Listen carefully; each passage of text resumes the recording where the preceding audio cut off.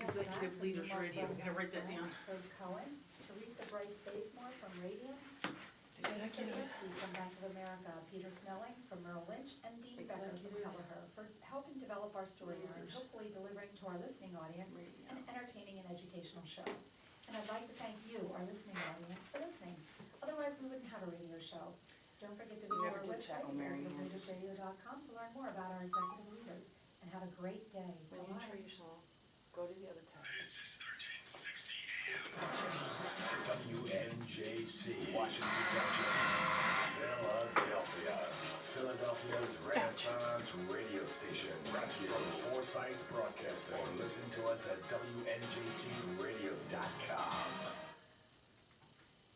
How do I turn it down? I'm not sure. Sorry. Mom announcements, and that'll give you a chance to turn your page. You want me to do the station break, or did it happen? It never happened. You can say who that is. You can mention it.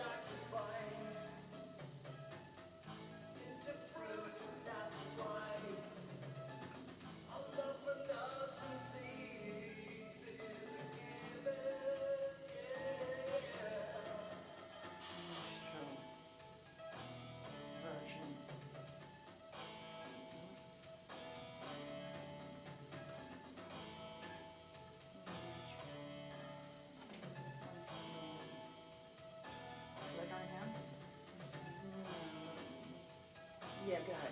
You can start. Hello everybody and welcome to the Kevin Storm Show. Today we have, actually before I tell you who the guest is, anybody that's listening on the roads, if you're driving, be careful because the roads are slippery. And anybody that's home, if you don't have to leave the house, don't.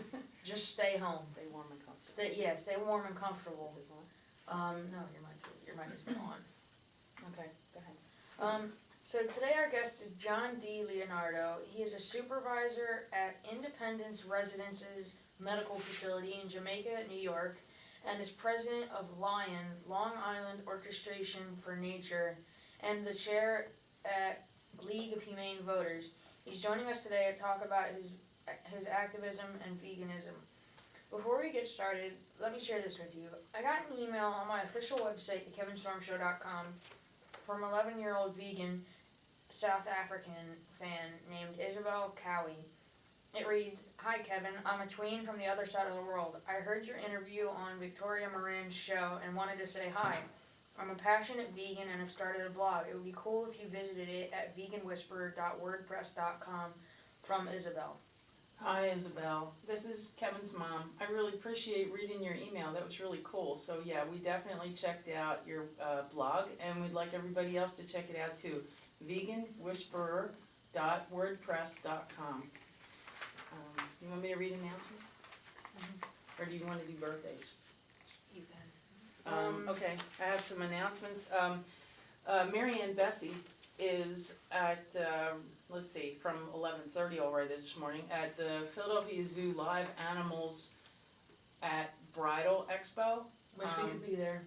Yeah, apparently she's all alone there. I don't know if anyone showed up yet, but she's out there. She's one of the most faithful activists I've ever met. She's from Philly, and she's at 23rd Street Armory in Philadelphia.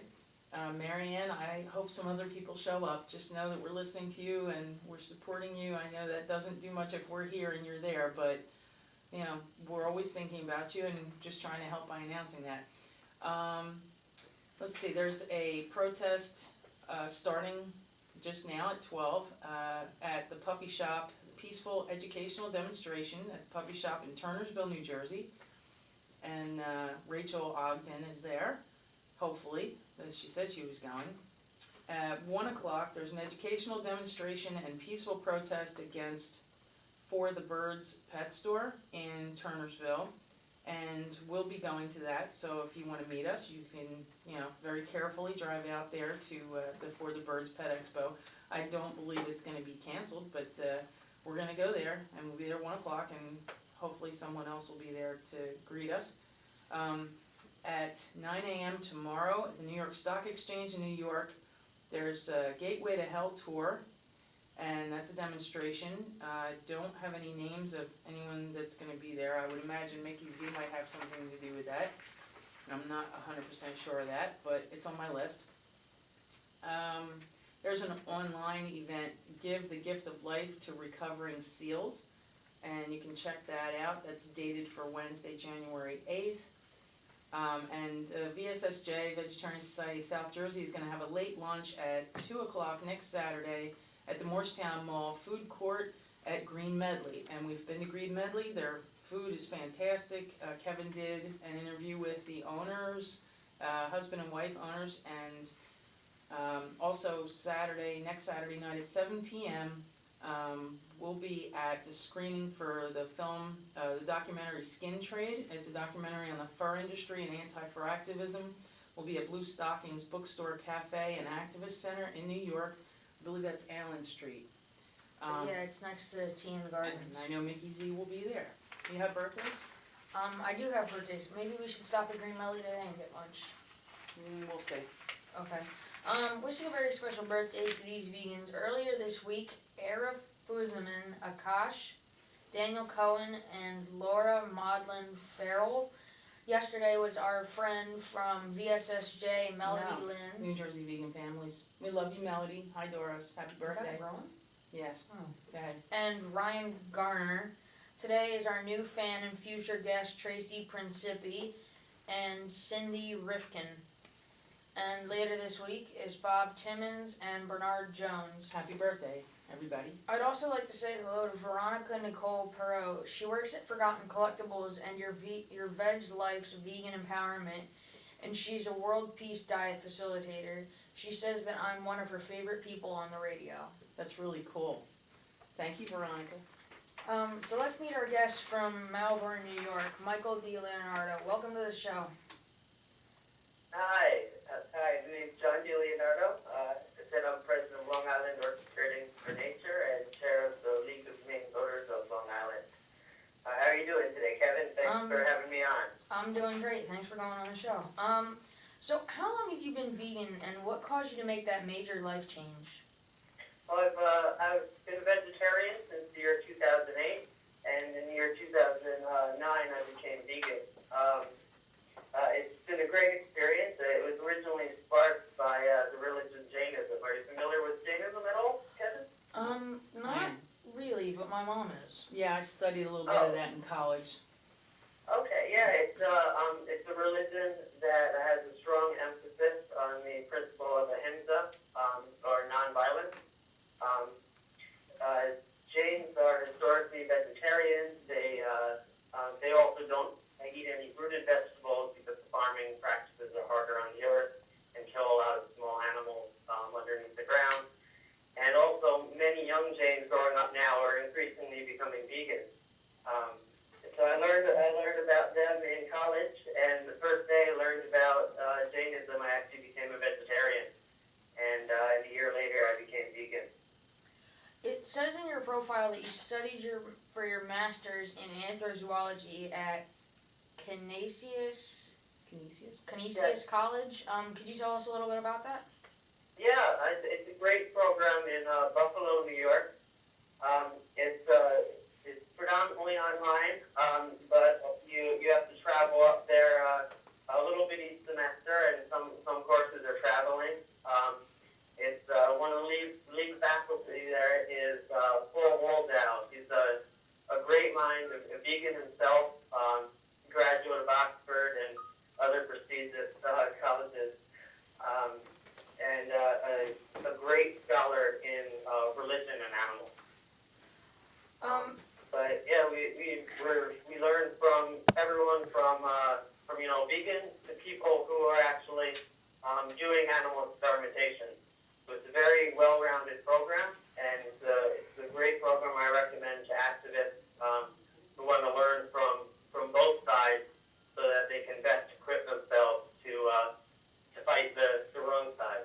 You know? Can you tell us a little bit about your group, Long Island Orchestrating for Nature, or LION? Can you tell us what is the goal of that group? Our goal is to make Long Island the most humane place we can possibly make it, and also expand that out to the surrounding areas. We partner with New York City groups, passionate activists against fur, and Robert Bernelli, who you may know. I'm actually, you mentioned the skin trade showing coming up. Actually, on February 15th, I'm going to be speaking with Rose McCoy, a very young 12-year-old activist who you may know. He recently was arrested protesting the Rose Parade in California.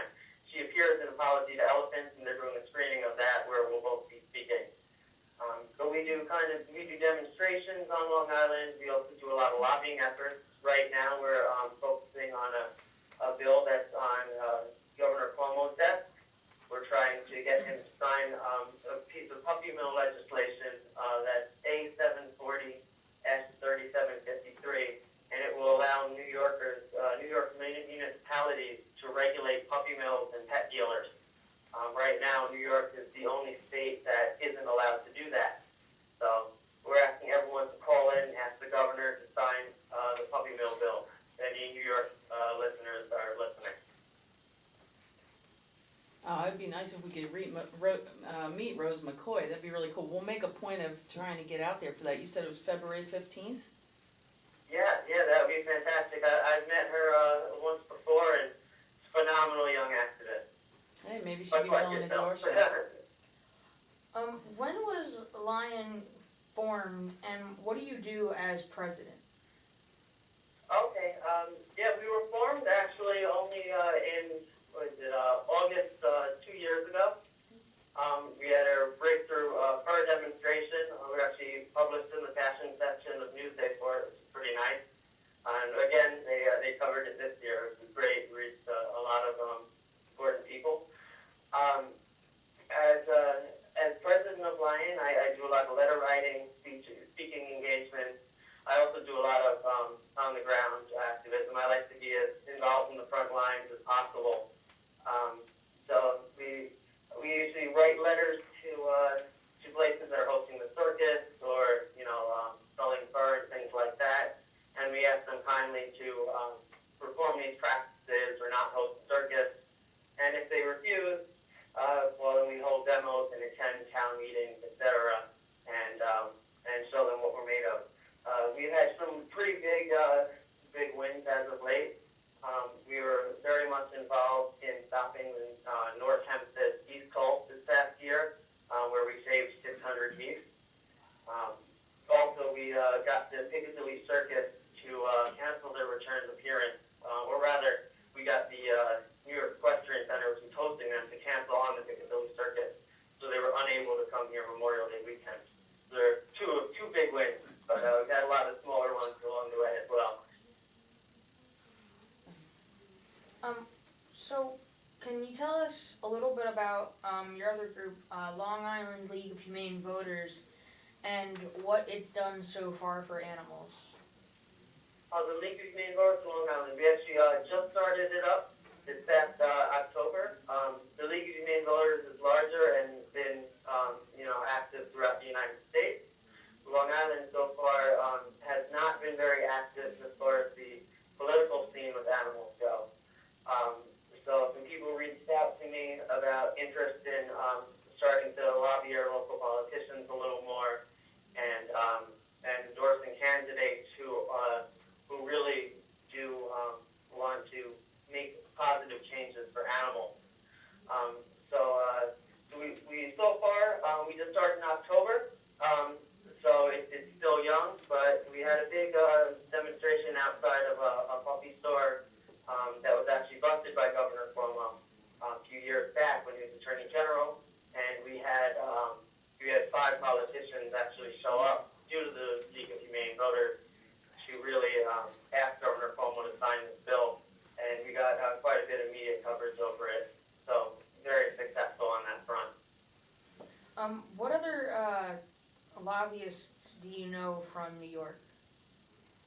Other lobbyists? Yeah. There's lobbying groups, or I think Ali Feldman and her lobbyists over at NY Class are phenomenal activists that just helped to get Bill de Blasio elected. I mean,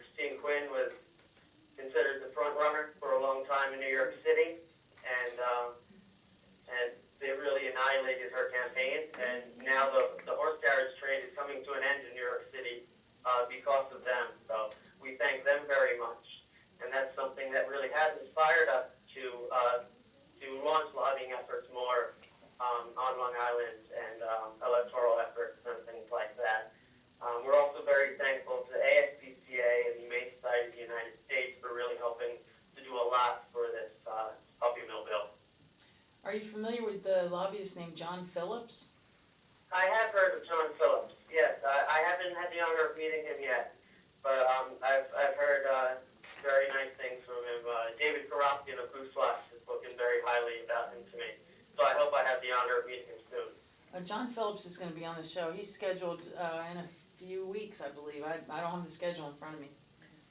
Oh, great, great. I'll be listening in for sure.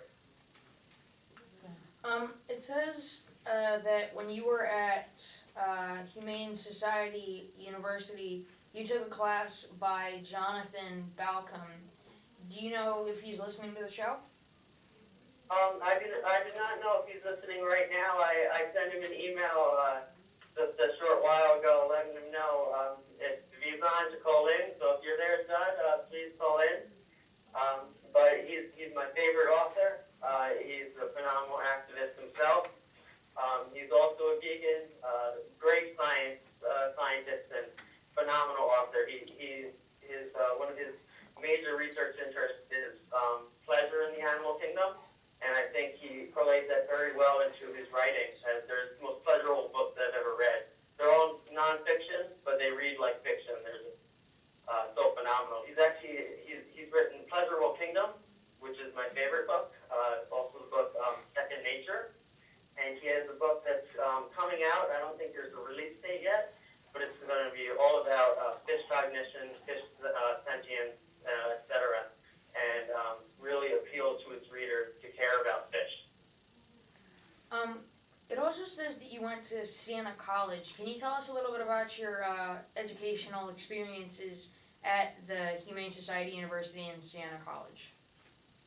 Oh yeah, at Humane Society University, it's wonderful professors there. Humane Society is actually scheduled to be closing, I believe it's April, which is unfortunate, but I had great experiences there, learning from Jonathan Balcom, and also Paul Waldow and Nathan Nobis, all phenomenal professors. Paul Waldow is, like I said, also now elite faculty at Canisius. At Siena College is, like I said, where I learned about Jainism. There's a big religious emphasis there. It's Franciscan college. One thing I love Siena, but one thing I was always a little upset about was that I wish their Franciscan values really showed more of their animal friendliness that the Franciscans are always known for. So if anyone from Siena is listening, please try to incorporate that a little more. However, there are a few great professors out there who really do touch upon animals. I took one class called Religion and the Environment. Sorry, the professor's name escapes me right now. But I read the book Dominion there. Are you familiar with Dominion by Matthew Scully? I'm not 100% sure on the title, but it sounds like a good book. Yeah, it's a book that really appeals to the Christian perspective of rather than domination over non-human animals, stewardship of non-human animals. So I think it's a very powerful book that I think is great for all Christians to read, and I hope that continues at Siena College, because that was one very positive experience I had with non-human animals at Siena. One thing is, if Jonathan Balcom's listening, the other number to call in the studio right now would be 856-232-7077 or 856-232-7078. Either one of them, they could call in and join us. John, is there any other books that you would find appropriate for like 7th and 8th graders that would be, like along the animal rights activism type, like encouraging to get kids involved? Well, I definitely, I can recommend for teachers any book by Zoe Weil.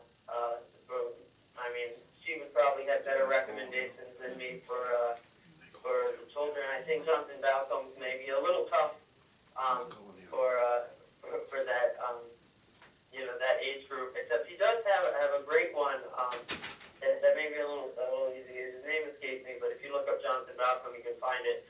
He has it's a photographic book that has all pictures